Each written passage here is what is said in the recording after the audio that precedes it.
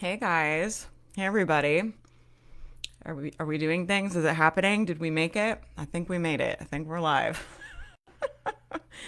Oh, I did not know if our power would hold out, but so far so good. I'm gonna pull up comments on another screen. Hey Brittany, hey Sherry, how are you guys? I'm gonna put this here so I can see comments. I hate when I can't see what you guys are saying. So, okay, thinking about doing Facebook ads for my side gig of writing welcome books for Airbnb hosts. I love this. I took Zach's course. Zach Spuckler is my Facebook ads guy. If you guys are looking for a Facebook ads guy, he does a boot camp like I think it's like every 6 months or something. It's a 5 day boot camp, and I took it. It's like $25, and it was amazing. So if you want to learn ads, that's what I've been telling everybody to do. So Gail did that. Took Zach's course, which focuses on free lead magnets for list building. Host by this service from Fiverr consistently without a lead up. Can I try ads directly for this service, 150, or should I use the lead magnet strategy? This is what I would do, Gail.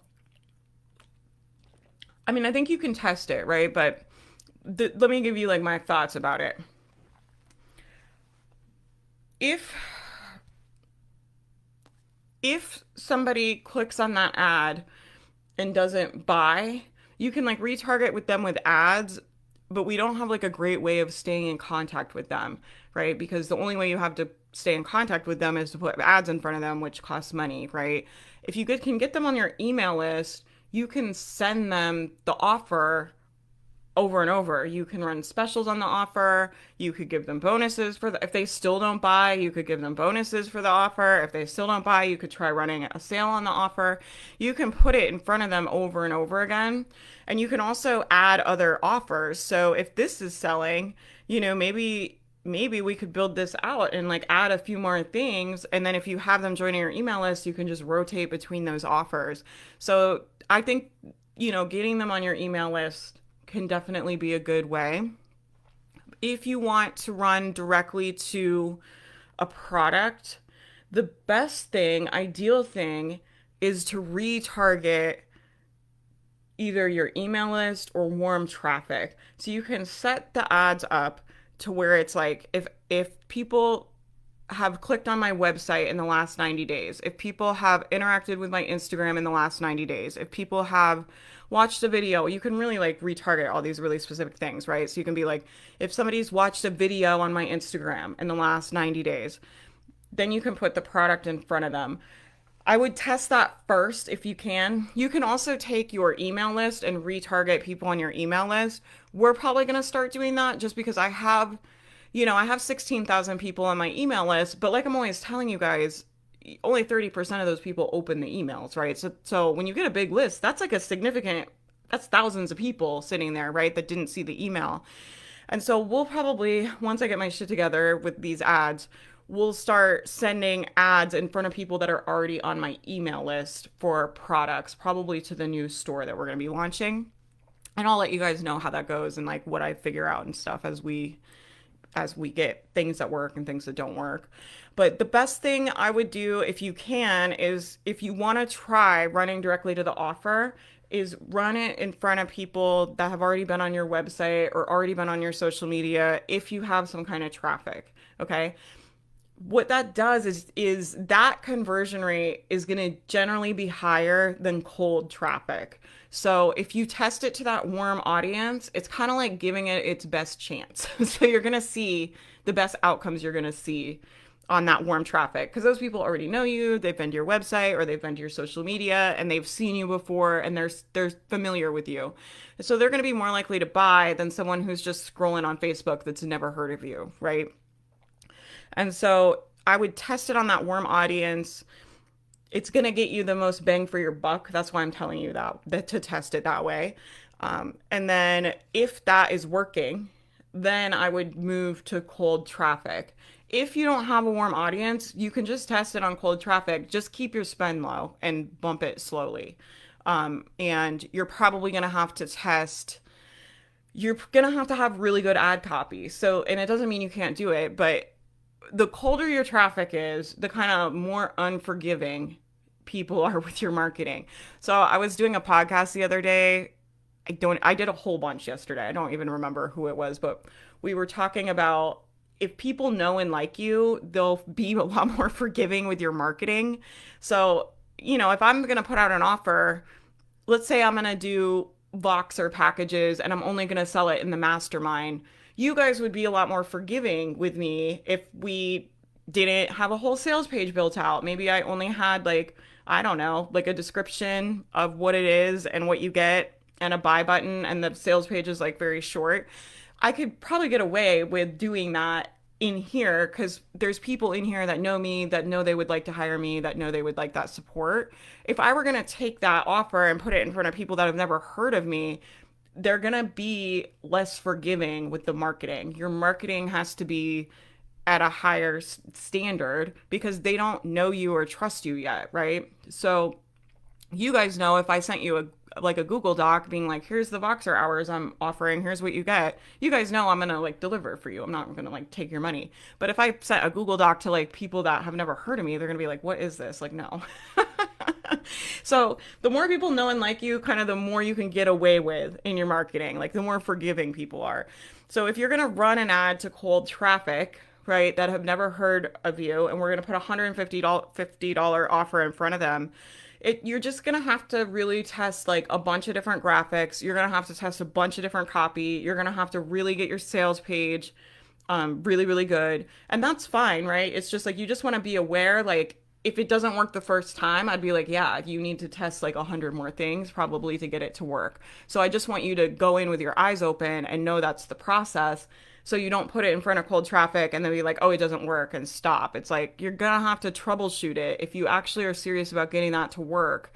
Unless you have an offer that people are just dying to get, you're gonna have to work on the marketing. You're gonna have to do a bunch of different copy. You're gonna have to do a bunch of different graphics. You're gonna have to rework the sales page. And that doesn't mean it's not worth doing. It just means I want you to be aware of that so you don't just throw it up there and then give up right away. It's like it's gonna take some doing and some testing, and you're gonna need some cash to test it. Like that's what it is. It's gonna cost money. It costs money to get Facebook ads to work. Like that's how it is for everybody. The lead strategy is nice because generally they're cheaper. So this is the other thing that's like so smart about the way Zach does it. If you look at the cost per lead on that strategy, depending on your niche, but with this, I bet you could get some cheap leads on your email list. And when you're paying for conversions for people to go buy, it can get very expensive. When you're paying for click-throughs for people to click off of Facebook, it can get very expensive. The way Zach does it is he does that embedded form that's already in Facebook. And what that does is it keeps people on the site. And why that's good is like, and why it's cheaper is because Facebook doesn't want people clicking off of there. They don't want to send people to your site. They want them on Facebook. So this allows you to like get people on your list, and it's generally cheaper.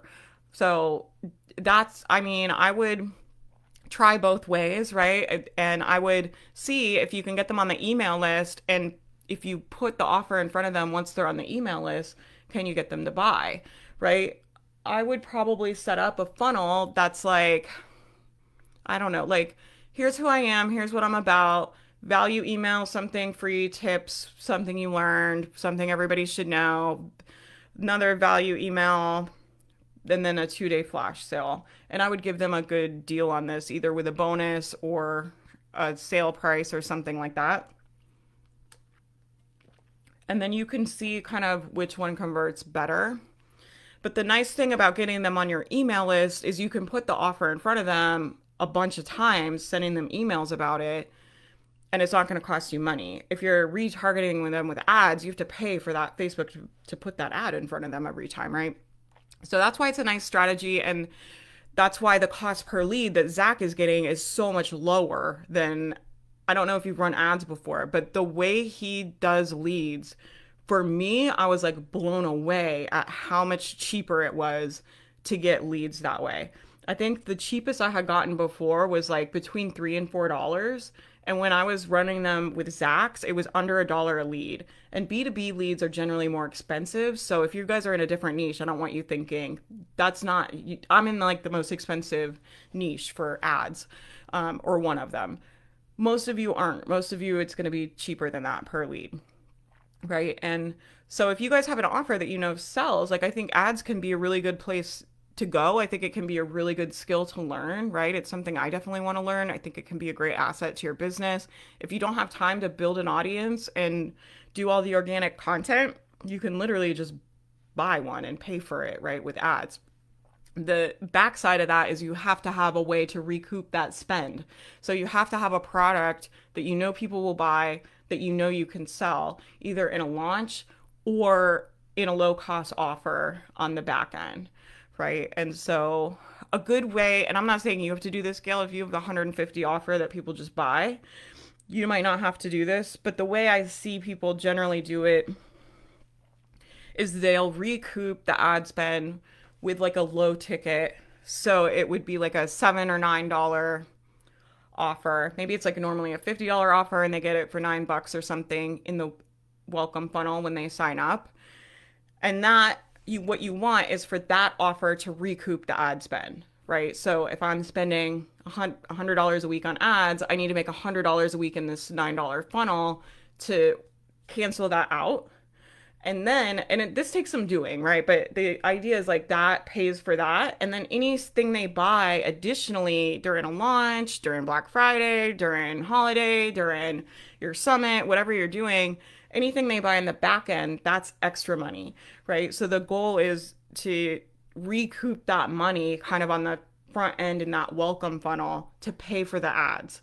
And if you can do that, then you can basically grow your list like for free because this is washing out, right? So that's the goal. That's the goal when you're running these lead gen ads.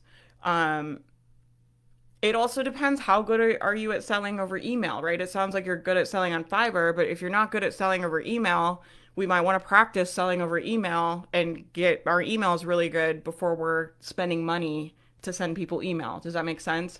And so this is the other reason it's really important for you guys to practice your launches, practice your sales, practice your email newsletter every week. Because if you want to scale, eventually you're going to have to, for most of us, if we want to scale, we're going to have to run ads to get the amount of volume most people need to make the kind of money people are wanting to make. And if you're going to run ads, you have to be able to sell over email to recoup that money, right? Unless you can there are sometimes people can put a low ticket offer and just send them directly to the offer, and that can work too, but not always. Like generally the lead gen ads are cheaper. And so if you're good at email, then that makes it easier. Does that make sense? So hopefully that helps. Yeah. Megan says, I ran direct to product ads for about a week, cold traffic, and got nada. Yeah, a good way to do it is like I was saying, like if you want to run direct to product, the best thing to do is set it up so it retargets people that go to your website, people that go to your social media, people that watch your posts or something. And that way when people come in, you guys ever do this where you go to someone's website and then you start getting their offers? Those generally convert higher than cold traffic. So that's why I'm saying that. Okay, let me know how it goes, Gail, and come back and I'm happy. I'm not an ad expert, but I understand marketing, right? So I can help you in that sense. I'm not gonna help you with your ad analytics and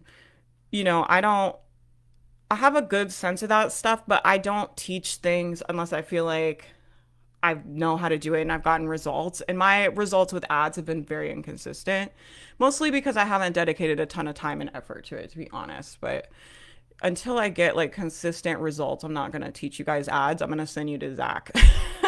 Zach's good at that stuff. Zach's membership is nice if you can swing it. I don't know how much it is. I'm in it.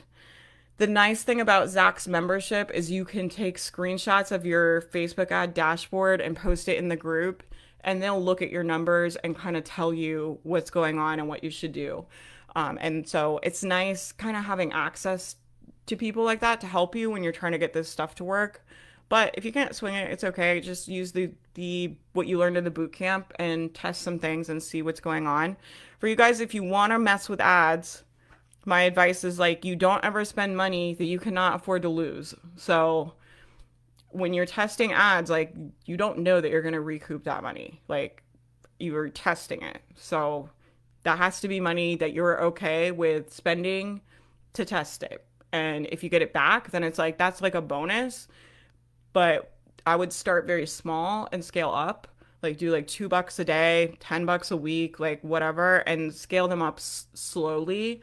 Once you get them to work, once you get something to convert, you can keep putting more and more money on it, slowly building it up over time, your ad spend. And what will happen is you'll kind of reach a point of diminishing return. So maybe at like $30 a day, you're able to break that even and it's working. But then once you get to $70 a day, you're not making enough sales to pay for $70 a day. And so you have to find that line of like, once you get it to work, you start low. And then once you're like, ooh, like I'm making my money back every week, like, okay, we're at $5 a week or $10 a week or $20 a week or whatever, right? Then it's like you bump that ad spend up slowly to find where that ceiling is. And then once you see you have to really watch the analytics. Once you see the return rate diminishing, where you're like, okay, now we're spending this much, but we're only making this much, that tells you you've hit that ceiling and to back off. Unless you're really good at launches and you know, okay, in 60 days, I'm going to do a launch and we're going to make 30K, 50K, then it's okay to push a little bit past that limit, right? Where it's like, maybe I can recoup $50 a day, but I'm spending 70, but I know on the back end, I'm going to put them all in the launch and we're going to bring in, a chunk of revenue. Unless you have a plan for like that's like for a launch or like recouping that money.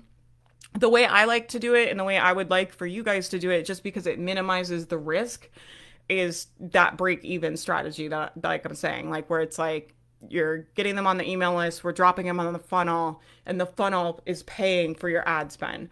Like that's the least risky and the least kind of expensive way to do it. The thing is like I've seen people think like, oh, we're gonna have a $50,000 launch and pump all this money into ads. Maybe they spend, I have a friend that did this, that spent like 30,000, they spent like $30,000 on ads, and the launch didn't go how she thought. And she's a very experienced marketer and had done this launch a lot of times, but there were tech issues. There was like some other things that happened. I think it might have been during the Capitol riot or something. There was some weird, like a current event thing that happened during her launch. There was tech issues that she had for all these different reasons. Like they didn't recoup that ad spend, right? And so, she made $20,000 of sales and was $10,000 short of her ad spend. And on top of that, it's like now her business is short revenue to fund, they were relying on that cash to get them through the next 90 days. It's like they make that money and that kind of gets them to the next launch.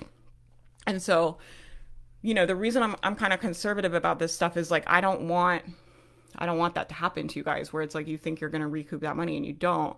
I'm always like, nothing's guaranteed in this business until that money's in your bank account.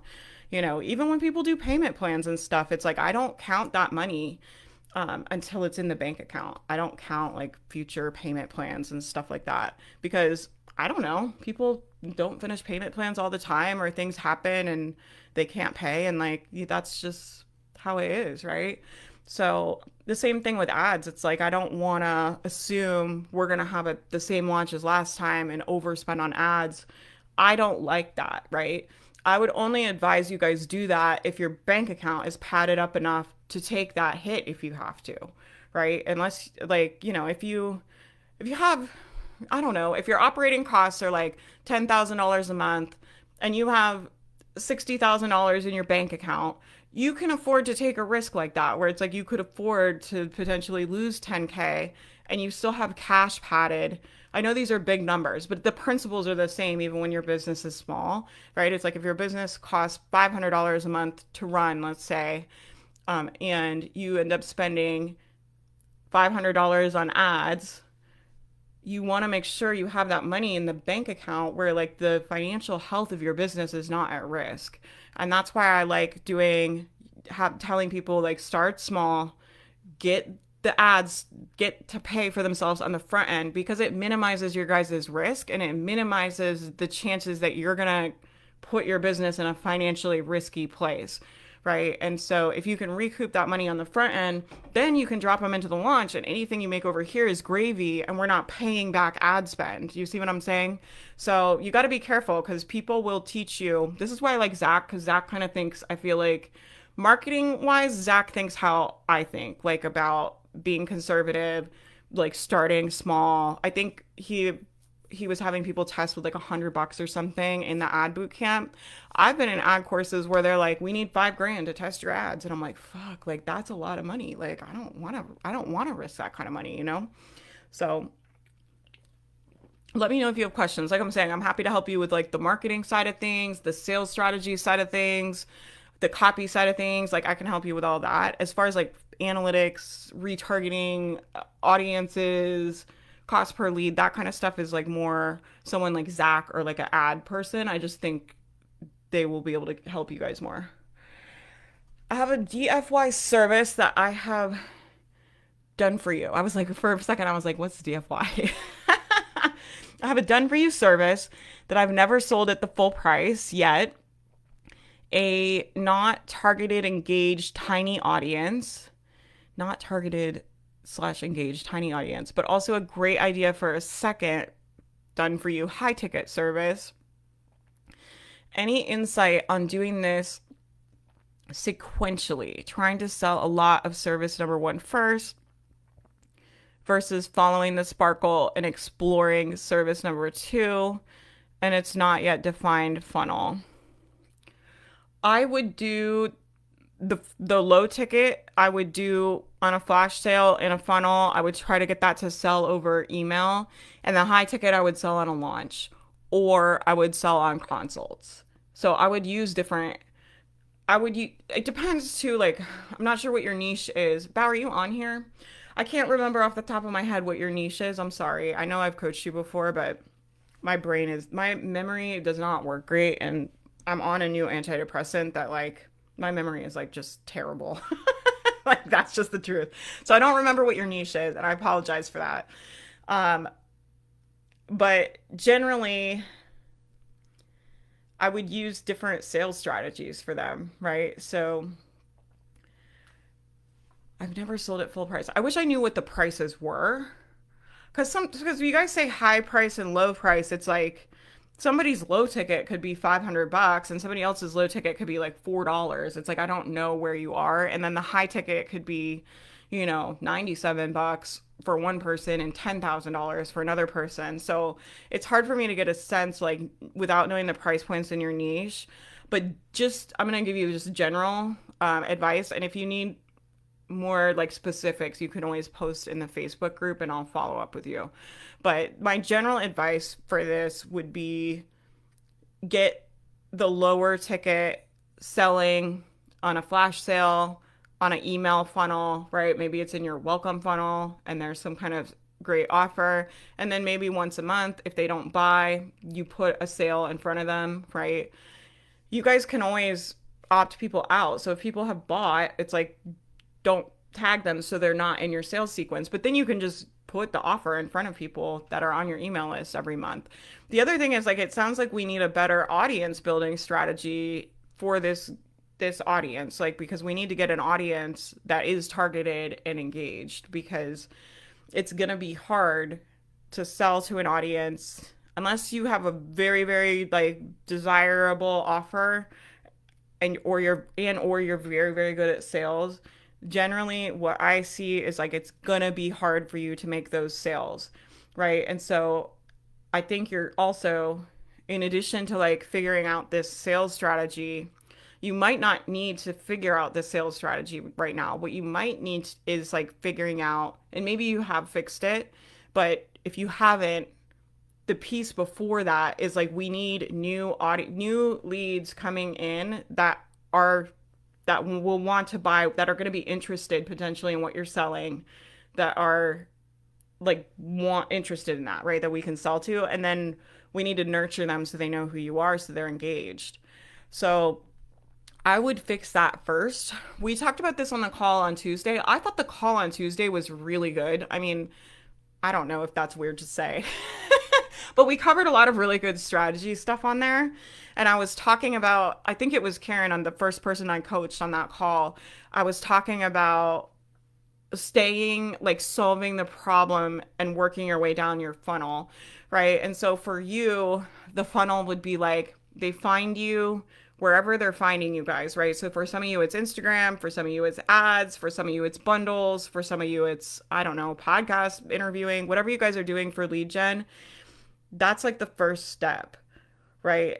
And so then the next step is like once they find you, get them to opt into the email list, get them to put their email on that form, right? And then once they're there, it's like get them to open the emails and go through your welcome funnel, get them to buy the offer at the welcome funnel. It's like all these little steps, right? And what I'll see happen a lot of times is we'll start trying to solve problems way down this funnel. And I want you guys to be aware of this so you can tell when your brain is doing this. It's like you want to be solving the problem at the top of the funnel. So I was telling Karen, I was like, just focus on like getting people to follow your account, and then once they're doing that, then we'll go to the next step and we'll worry about your opt-in and stuff, right? But I'm like, if nobody's following your account, we don't really need to worry so much about the opt-in because it's not going to be doing anything anyway. It's like fix that step. And so I don't know if this applies to you, Val. I'm just guessing, but I would guess like I would fix that. If it were me, I would fix that first step first, where it's like you're getting people that are interested in it. They're regularly joining your email list. We have a chunk of people coming in every week or every month or every how often going onto your email list, new potential customers we can sell to coming from somewhere, right? And then we can worry about the next thing I would do is like worry about this lower ticket, getting that to sell in the funnel somewhere on your email, probably in your welcome funnel. And then worry about selling that high ticket once you have those pieces working. But if those top pieces aren't working, it's like it's going to be hard to sell a high ticket if we're not getting people on the email list and we're not able to get them to buy the lower ticket stuff generally, right? I'm just speaking in a lot of generality because I don't have a lot of information, but generally I would fix those first. Does that make sense? And then it's like once we have those working, then it makes sense that the next step is like that high ticket. The other thing you could do is like take the low ticket out and just focus on the high ticket. That could get you revenue faster. If you came to me and you were like, I need fastest way to money, you guys have seen that happen on calls. People are like, I need money yesterday. And I'm like, I'm going to try and help you the best I can. It's not easy to get a business to cash flow right away. Like that's not an easy thing to do, but let me give my best crack at it, right?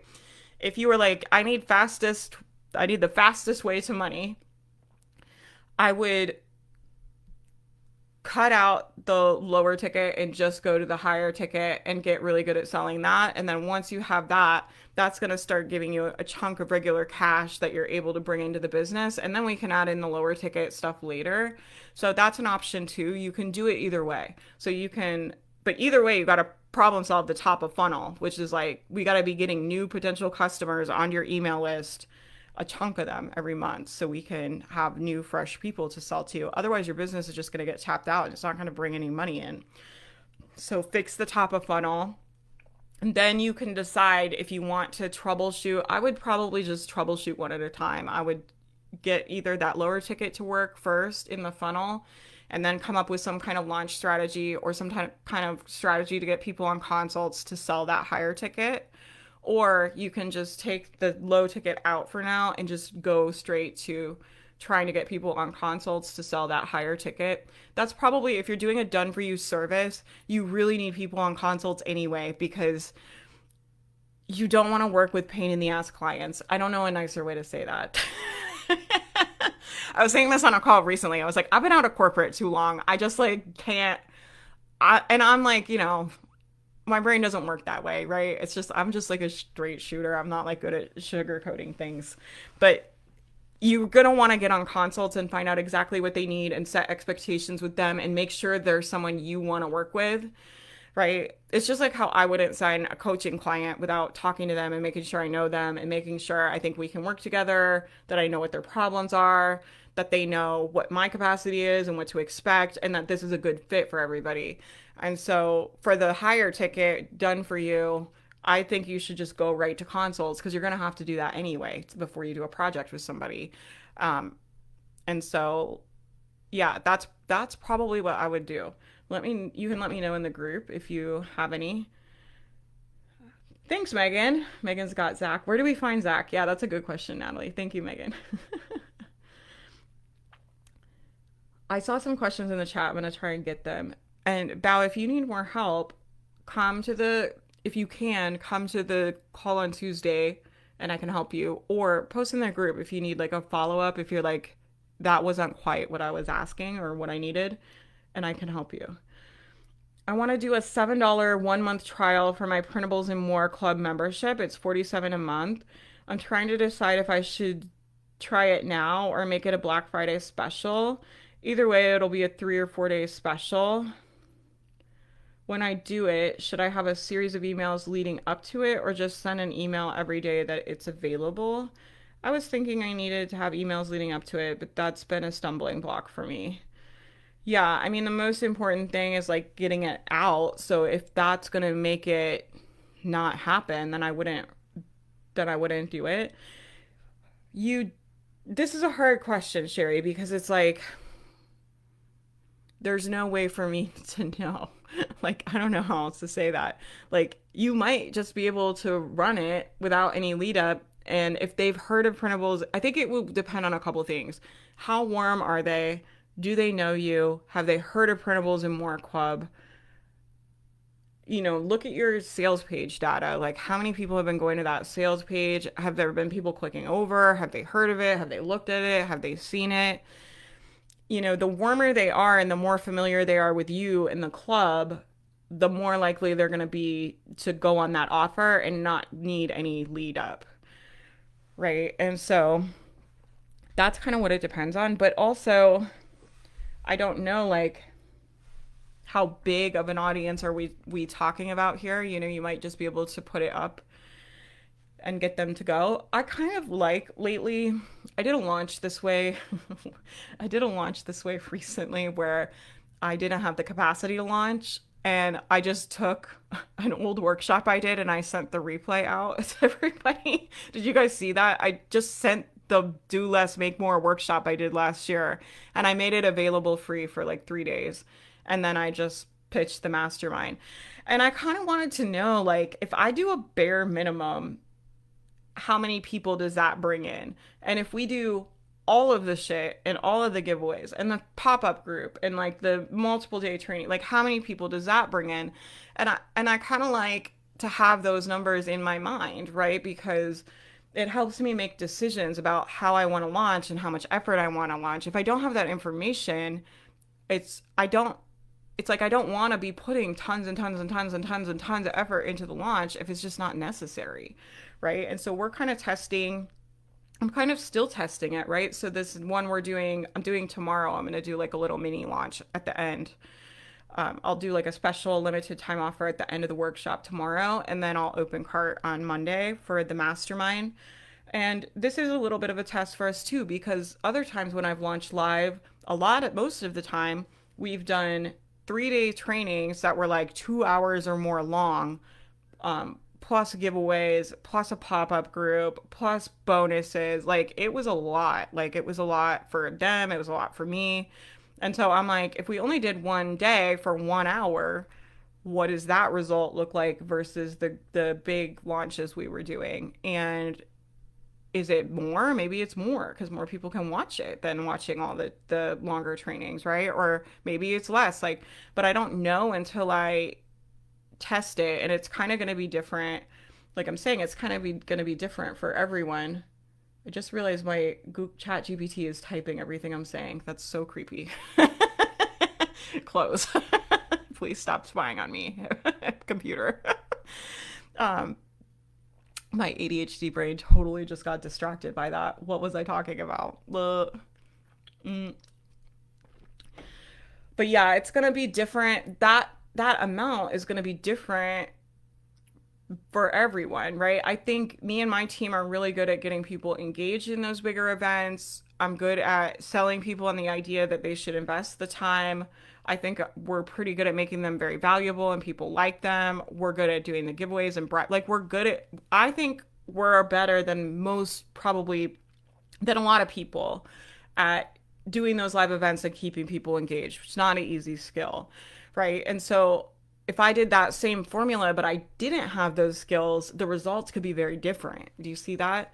And so it just depends on kind of like your audience. How good are you at copywriting? I mean, how good are the lead up emails going to be? How much desire are you able to create on them?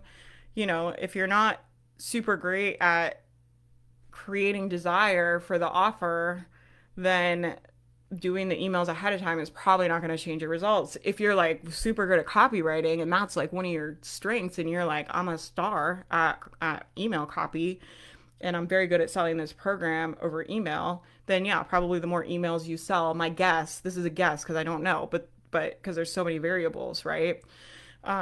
My guess is the more emails you send, if you're great at copy, probably the more sales you're going to make, right? But that's not necessarily the case because it's like how many people are opening the emails, how many people read, I don't know. There's so many different variables. It's a hard question to ask. I think you got to just make a decision about what you want to test. I think there's a little bit, the sense I'm getting, and this is a guess, because I'm just going off of this one comment, right? But the sense I'm getting is like you're trying to figure out the best right way to do it. Don't try to figure out the best right way to do it. Just pick a way that you want to test and then look at the data and then we'll test a different way if you don't like the results. And because it's just there's no way of knowing, right?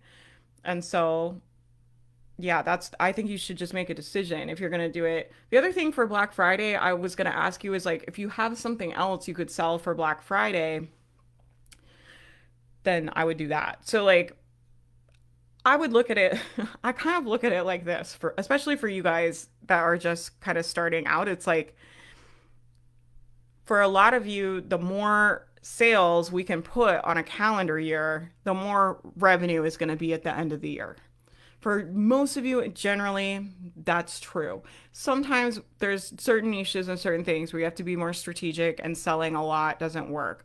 But generally, because most of you are in a lower price range, like under $100, under $500, like that kind of stuff, you need volume. And a lot of you don't have huge audiences. And so one of the ways you can kind of buffer that problem a little bit and make it less painful while you're growing your business is selling often, right? And getting people to be repeat buyers, getting people to buy things after they buy something, selling them into something else, or running flash sales, putting more sales on the calendar. And so if I were trying to decide, should I do it on Black Friday or should I do it not? I'd be like, is there a different thing I could offer for Black Friday that's going to be awesome? And can I put this, in a spot before it? Like, which way can I get more stuff on the calendar is really what I would be looking at if I were trying to bump revenue, which I think most of us are, right? I don't For me and my business, the way my business runs is like it's slumpy in the summer. It starts ramping back up about now. It peaks out at January and then it kind of slowly starts going back down to the summer, right? And so for me, I'm trying to ramp these numbers back up before January 1. And I think that's generally, from what I'm seeing, I think that's generally true for most people in online business is like you want to crush Q4 and like get your end of year revenue. It's kind of like your last chance to hit that end of year goal for most people, right?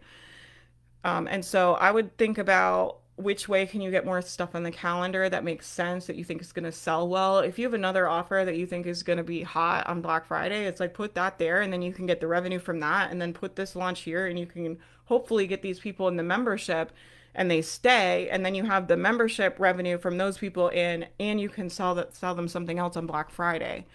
That's what I would consider. Yeah.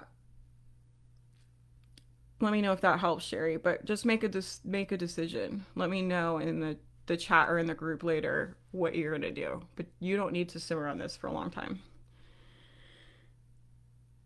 My husband missed every natural disaster for 5 years. Oh my gosh, Stacy. I would be like, you're not allowed to go anywhere. Let's see. I saw another question up here. Content brainstorming question. I have loads pointing to low ticket memberships, cheap digital products, affiliate offers. I think I need to be even more clear about my social strategy, coaching, and done for you services. I'd love to hear ideas for podcast episodes to talk about your social strategy coaching and done for you services. Let's talk about like just I'm going to talk about just like messaging in general. So this will work for all of you guys no matter what platform you're in. You want to think about the offer that you have. What are like the top 3 to 5 problems that the people that would be perfect for that offer have? What are they what are their top like complaints? What are their biggest pain points? What are the biggest issues they have? Think about like the problems they have and then make podcast episodes about those problems, and then you position the done for you as a solution, right? And so you could give them a couple different solutions, but one of the solutions I would give them is like you can hire somebody to do it for you, right? Me and my team offer this. If you're looking to hire someone, just send me a DM and we can get on a call, right? I would just say that in the episode. So for all of you guys, when you're making content, trying to make marketing content, a nice, easy way to do it is to just start backwards and be like, what am I selling? Who's buying it? What is their problems?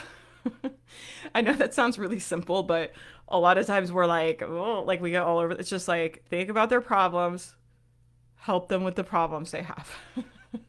Let me know if that helps you, Brittany. If that's too simple, I can give you some more stuff. Sometimes simple is useful, sometimes simple is not useful. Let me see. Daniel, are you on here? Did you post yet? I'm going to be looking for you in the Facebook group. Make a post after you schedule your social media posts. Podcast episodes that showcase my offers and abilities as a service provider. I have a hunch most of my content is more directly related to DIY, lower ticket offers. I mean, I would do an episode that's like, how do you know it's time to invest more in your business? I would do it. You could do an episode that's like, when is it best to use the DIY services and when is it best to invest and hire a professional? I think that could be a really good episode.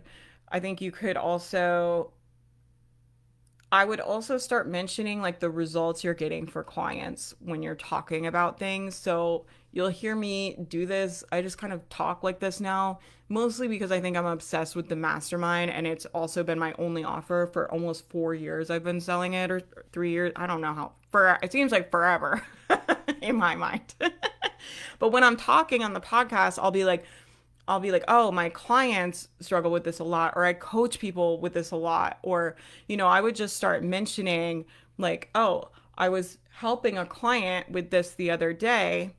And I figured a lot of you guys probably struggle with it too. So I decided to make a podcast episode, right? Or a lot of my, I don't know what you would call them, like, but a lot of my social media clients, I manage their social media for them. And here's like some of the things I see with their account, right? And this is how you fix it if you have that kind of thing. So I think also just like mentioning your services a lot can be helpful. So it's like, I want people to know I have a mastermind. So everything we put out, any podcast, any email I send, anything that I'm doing, I always try to mention the mastermind because I want people to know I have a mastermind. And I'll still have people this is why you have to tell people over and over. Like, I feel like we all think it's obvious. You're like, of course I have these services, but they need to hear about it like 100 times. We'll still have people being like, you have coaching? Like, how can I work with you? And I'm like, yeah, I have a way for you to work with me.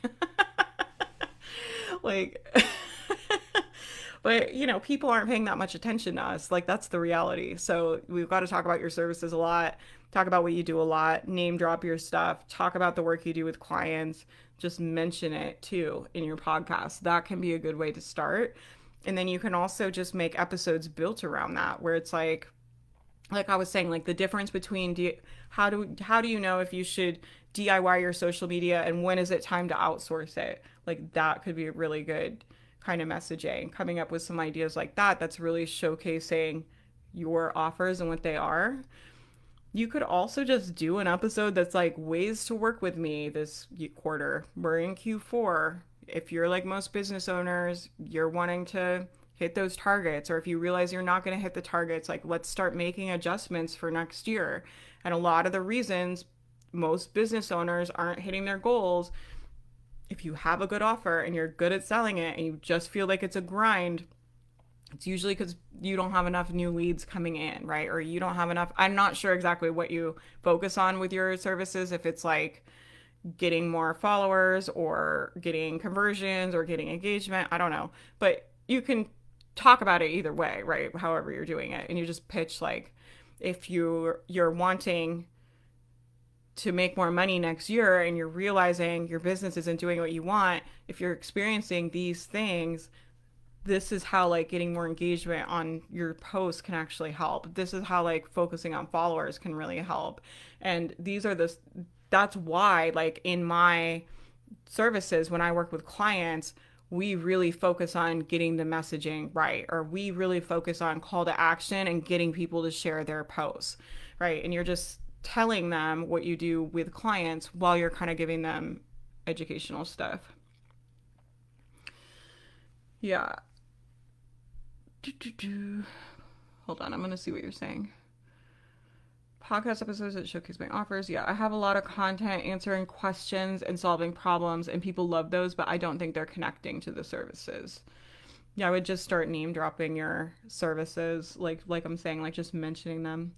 Show them how it helps them with list building and launching. Okay, yeah. You have to connect the dots for them, right? So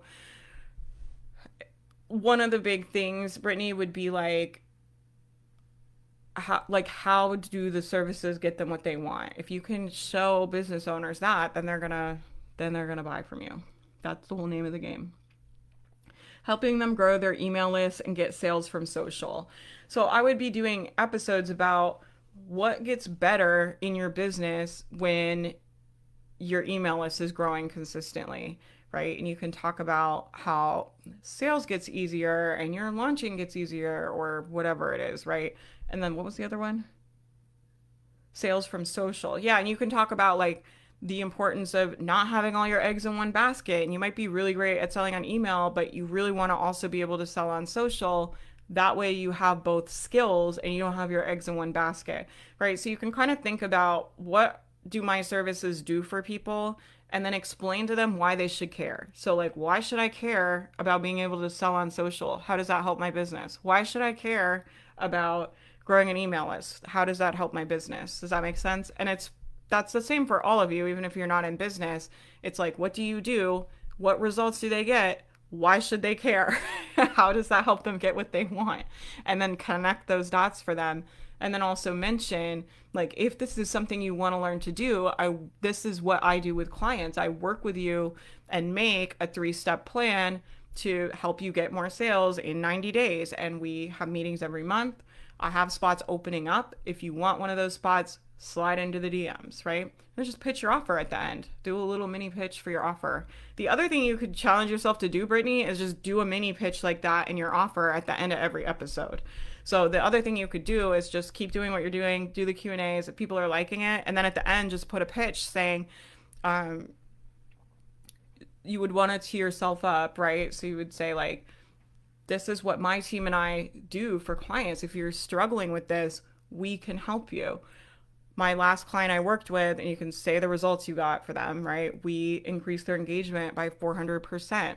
And when you're able to sell on social, it really goes well with your email selling, with your launches. It really creates this really nice ecosystem. And if that's something you want to learn to do, I have spots opening up. Send me a DM and we can get you set up, and we'll work on a 3-step plan. We'll make a whole plan where you can increase your engagement in 90 days. I'm making all this up, but you get what I'm saying? You could do a mini pitch at the end of every episode. Just pitch your services. Like, you gotta, a good mindset shift I think I made was like, I just think people want the mastermind. I think they already want it. I think they're already kind of looking for community. I think they kind of feel alone. I think they feel fucking confused and they want someone to help them. I think they feel stuck and it's hard to do things on their own and they're tired of things feeling so hard. And I think for a lot of people, this is a great solution for that, right? The community and the challenges and the coaches that they get access to. I think that's very helpful for a lot of people. And so when I'm pitching, I just assume that they want to buy it. So that way I don't really feel like I have to convince people or I'm trying to like get them to buy it or make them buy it. I'm just like, oh, I'm going to tell them about it and they're going to want to buy it. And I think there's something about pitching like that for me that has been very effective, right? When I was trying to like hit all the dots and make sure I do everything right, and like those were never the launches that converted for me. The launches that converted, I was like, there's people here, they want to buy, they're gonna want to work with me and my team, they're gonna want the community, they're gonna want the mastermind. Like they already want it. All I have to do is like show them I have what they want, right? But they already want help with their business. They already want community. For you, it's like they already want help with social media. They already want to feel like they're leveraging it and not feel so overwhelmed by it and to have a clear strategy. They already want all that. And so all you have to do is just say, I have what you want. Here's what it is. So that's another thing you guys can do is just pitch your stuff at the end of your podcast. Pitch your stuff at the end of your email. We've been selling, like I just literally just sell shit in my email now. I'm just like, go here. I have creator camp. I have the mastermind. And you know, that's not making us hundreds of thousands of dollars, but we're making sales. Like just tell people in your email. A lot of times we'll do the PS and I'll be like, go, especially on the weekly newsletter I'm doing, I'll be like, PS, creator camp, we're doing this month, right? And I just pitch the product.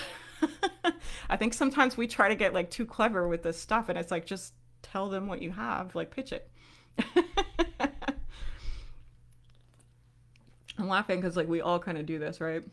I love that. Like Megan's leaning into her witchy side. Yeah, Megan did a really cool ritual and I saw she posted in the group the replay. You guys should check that out. About it was of calling in your ideal people and repelling away the people that don't appreciate you and aren't right for you. It's really cool. I like the witchy stuff too. Hold on. Usually helping them. Yeah, I already answered that. I'm thinking of adding an offering that's a vibe reading and love letter. Oh, that sounds fun. Where people give me a photo of themselves plus 3 words and I'll read the vibe and write them a love letter. That's so, yeah, I think that sounds like a really fun offer. Sometimes you guys can do, I do this, I feel like.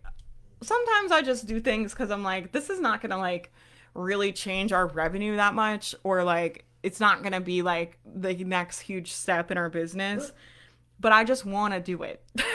So like the first time, especially we did Big Dream Incubator and I did all of the written coaching that everybody got. I don't know if anybody remembers that. It was also during Christmas. I don't know what is wrong with me sometimes. During Christmas, I decided I was going to do all this written coaching. It's like, that's not like really, I don't even think we did a launch around it. That's not like really making me any money or changing the business. I just thought it was fun, right? And I had taken some new coaching certifications and been working on my coaching and I wanted to do written coaching and I just thought it sounded cool. So you guys don't, I don't want people to feel like every decision you have to make is about like maxing out revenue. It's like sometimes you can just do an offer because it's fun and maybe it will be very profitable. I don't know. And maybe it will be scalable. But to me, that just sounds like a fun thing for you, a fun thing for them, and it'll be some extra cash and that's all good. So it's all like a win, right? I think that's a fun offer. Pitching at the end. I'm probably not doing it as much as I think I am. I would just challenge yourself, Brittany, just pitch it at the end of every episode. Just tell them about how to work with you. Just at the end, say, if you want help with your social media, there's 3 ways you can work with me. It's this, it's this, it's this, or whatever you guys have. And I would just do a pitch at the end of every episode for a while. And it will get you used to pitching and used to talking about your stuff. And it will get them used to hearing about it.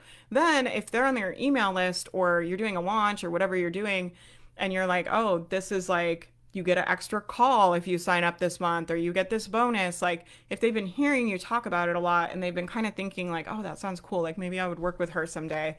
When you put those offers out, they convert. I think they convert higher when people have heard about it before. I just bought a workshop from Kate Doster about selling an email without it being weird. It was so good. Yeah, Kate's a friend of mine. Kate was my first business coach way back in the day. And now she's like a friend of mine and I love Kate. She's a gem. She's like good people too. She's like a very just nice person also. The kind of people who would want a phone reading are the kind who might buy more from me too. Vibe, not bone. Oh, I would want a vibe reading. I was like, I don't know what that is, but yeah, I think that's try it out. Yeah, I like that. And I like that you're thinking too about like who do I want to work with and what would they want? I think that's a really powerful thing to ask too. Sometimes we get in this place of like what are people going to buy? What are people going to buy? And that can be a useful place as a business owner, like for sure. But another useful place I think to go is like what who do I want to work with? What do those people want? What are those people having a hard time finding, right? What's kind of missing for them? How could I fill some of those gaps? How can I start attracting and calling in the people I want to work with? It's like putting out offerings those people would like, putting out content those people would like. If you do that consistently, then eventually you'll have the people you want. This is why a lot of times when people come to me and they're like, I have this audience I've built and they're all interested in X, Y, and Z. And so I should sell this, but I don't really want to. I'm like, why would you do that? I'm like, the best case is like your business works and then you're stuck. Like, it's going to be harder to pivot out as your business grows because you have more bills, right? It's harder and more expensive to change later. So I'm like, if you already know you don't want to do this, like, let's pivot while your email list is only 500 people and your expenses are relatively low versus like the best case, like we start bringing in money and then we have VAs and we have more platforms and we have more clients and like that can make it harder to pivot. And I'm like, instead of catering to the audience you already have, let's like, don't be scared of like building a new audience, right? It's like you can go get more people that are interested in this other thing you want to do. And I think sometimes people feel like I have to only cater to the people that are already there. And I think that can be very limiting. And I think it's a limiting belief too. Not that I'm giving you guys permission to change your niche every 2 seconds, okay? I'm not. Stick with some shit, get some shit to work, okay?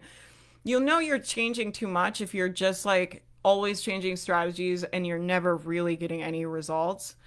That's when you know this. I teach this in the framework, right? Where it's like stick with something for 90 days, do not change your plan, get it to work, look at the data, whatever.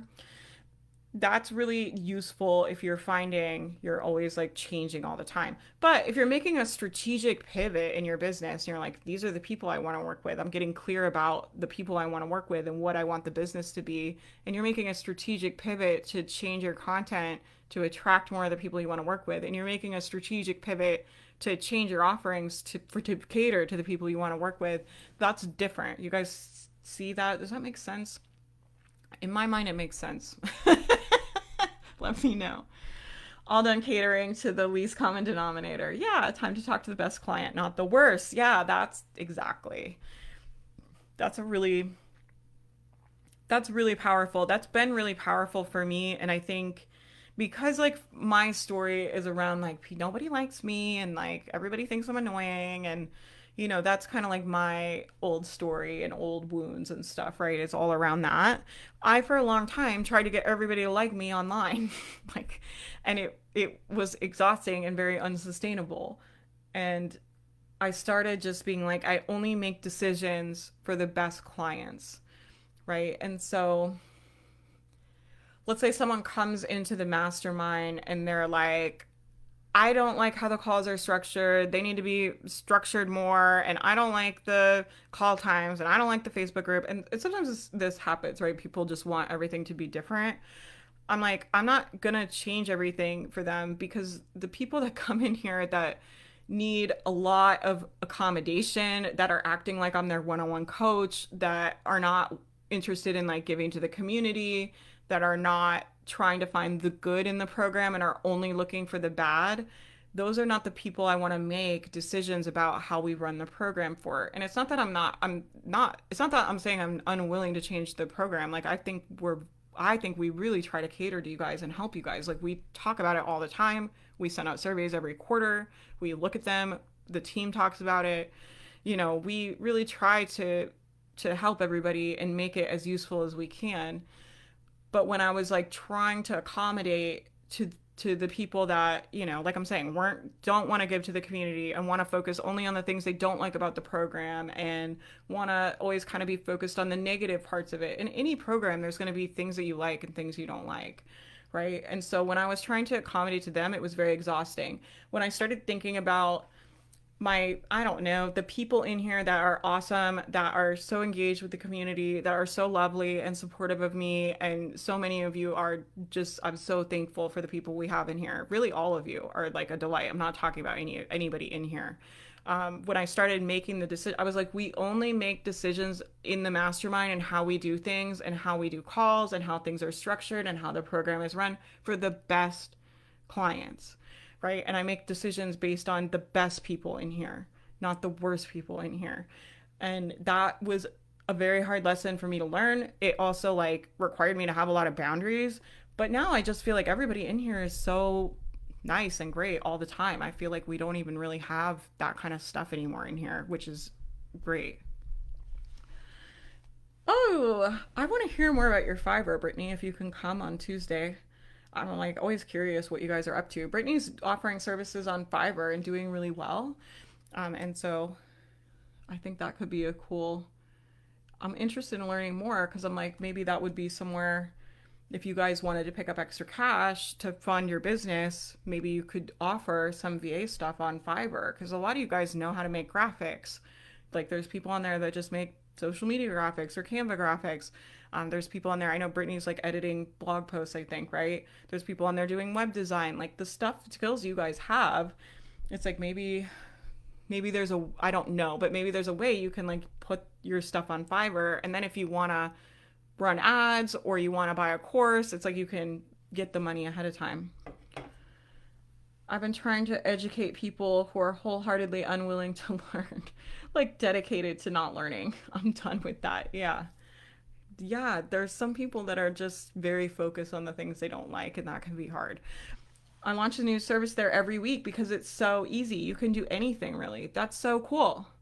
I love that you're doing that, Brittany. That's really, really cool. You gotta come to my call on Tuesday and tell me all about it. I want to hear more. I'm sure there's people interested. If you're wanting to share, I'm sure there's people interested in what you're doing and how it's going. All right, I'll talk to you guys soon. Come to my call at 5. Bring me things to look at. I have a hard stop at 6. Don't let me go over because I have an interview I'm supposed to do. So yeah, that's the thing. But we can get it done. I'm setting the intention. We're gonna get a ton done in an hour. I'm gonna look at a ton of stuff. I'm gonna give you so many great tips. Everybody's gonna get what they want, and it'll be great. I'll see you guys then. Okay, bye.